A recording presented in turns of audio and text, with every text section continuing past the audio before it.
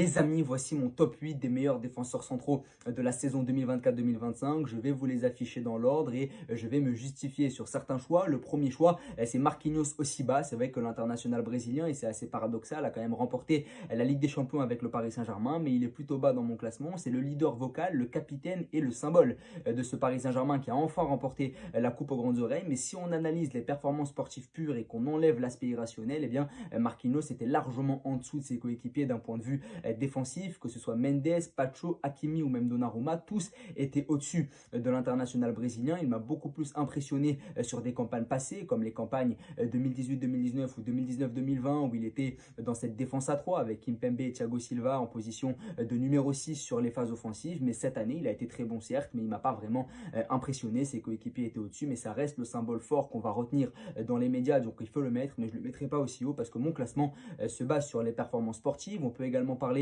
de l'absence de Dayot Upamecano, et c'est vrai que l'international français était sur une très belle saison au Bayern Munich, mais il s'est blessé tôt avant les grandes échéances, et c'est dommage parce que si Upamecano avait pu jouer le quart de finale face à l'Inter, je pense que ça aurait changé énormément de choses et il aurait pu figurer dans ce top 8 et même contribuer à une potentielle qualification du Bayern Munich. Et sur Rahmani, le défenseur central du Napoli, j'avoue que j'ai un peu triché. J'ai regardé les 4-5 derniers matchs de la saison du Napoli parce qu'ils étaient en concurrence avec l'Inter Milan, mais globalement, je n'avais pas regardé avant. Il m'a vraiment impressionné sur les quelques matchs que j'ai vus. Et puis d'un point de vue statistique, c'est quand même le leader défensif d'une équipe qui a remporté la Serie A, qui est quand même dans le top 5 des grands championnats européens et qui est quand même la meilleure défense de Serie A cette saison. Seulement 27 buts encaissés. Rahmani n'y est certainement pas étranger. C'est pour ça que je le mets là aussi. Et puis, il a joué l'intégralité des matchs du Napoli depuis le 30 mars. Donc, il y a quand même une régularité à souligner et une Serie A à la clé avec la meilleure défense. Donc, c'est pour ça qu'il est dans mon top 8. Même si je ne veux pas faire le puriste, j'ai pas tout regardé de l'international kosovar.